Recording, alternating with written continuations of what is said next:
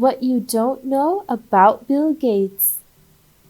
Bill Gates is one of the most famous people on the planet for excellent reasons. Although he is not as glamorous as his longtime rival and sometimes almost friend, the late Steve Jobs, he is nonetheless an interesting figure in his own right. In part, this is because Gates was one of the co-founders of Microsoft, meaning that his name is not just synonymous with wealth, but also with the fundamental way that computers have changed our lives in recent decades. However, it should also be noted that there is much more to the man than his business acumen. If you're interested in knowing more about Gates, then please keep watching.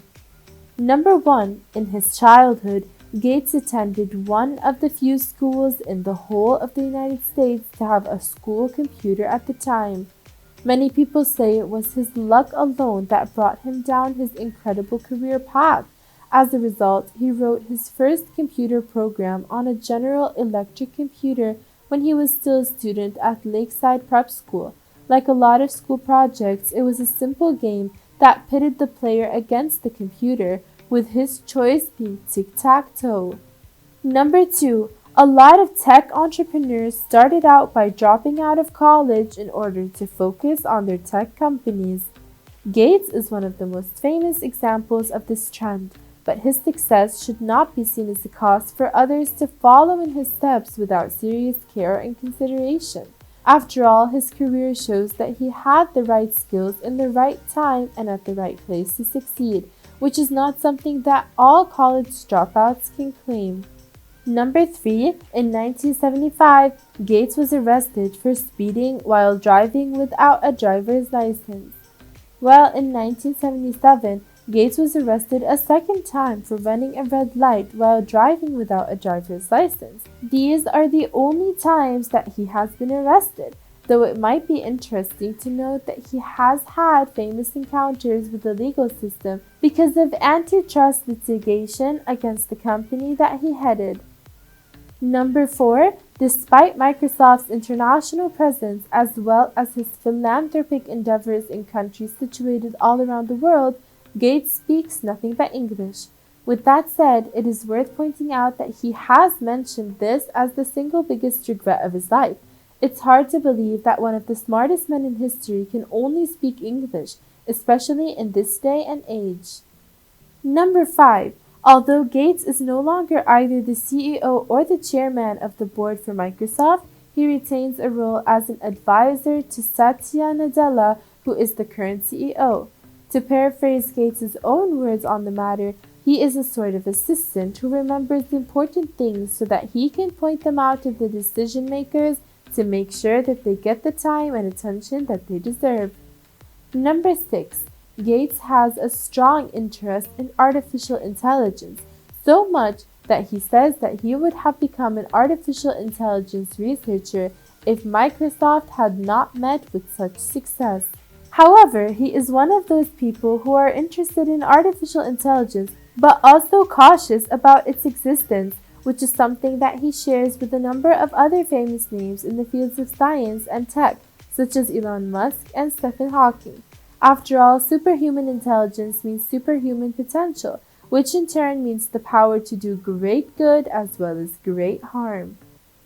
Number 7. His musical tastes are oriented towards alternative rock.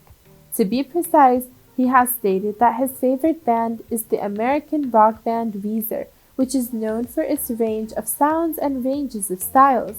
Other favorites include both U2 and Spinal Tap, though chances are good that more modern music lovers are more familiar with the first than the latter. Number 8. Even though he lived in the time of the Italian Renaissance, Leonardo da Vinci retains his power to captivate the human imagination, with Gates being no exception to this rule. As a result, it should come as no surprise to learn that one of his biggest splurges was $30.8 million spent on an auction for the Codex Leicester, which is a collection of the famous inventor's scientific writings. Number 9. The founding of Microsoft was not the first time that Gates and the other co-founder Paul Allen had collaborated on something. Their first project was writing a payroll program for a local company called Information Sciences Incorporation, which was followed by other software and hardware projects that instilled in them the importance of having a functional business model by teaching them that they knew more about making their products than selling them. Number 10. There was a bit of luck involved in Gates' initial success, which is not uncommon with successful entrepreneurs. In short, he had been initially approached by the IBM to create an operating system for its new personal computer, but referred them to one of his competitors. However, said individuals missed out on the opportunities presented to them, which convinced Gates to step up by licensing an operating system from another competitor before repackaging it as DOS for IBM, thus laying down the first stone in the foundation of Microsoft's later dominance of the market for operating systems. Number 11. Gates met his wife Melinda through work.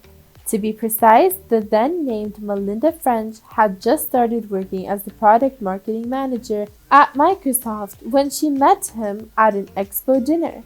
They managed to keep their relationship as an open secret at the company for years and years, but chose to make it public when they became engaged in 1993 before getting married in 1994.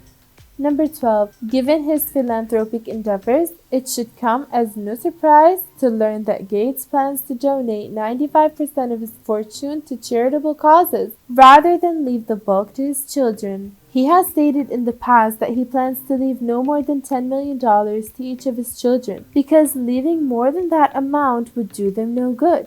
It is interesting to note that Gates' philanthropic endeavors are probably rooted in his family background, seeing as how his mother actually served on the board of directors for an organization as prestigious as the United Way.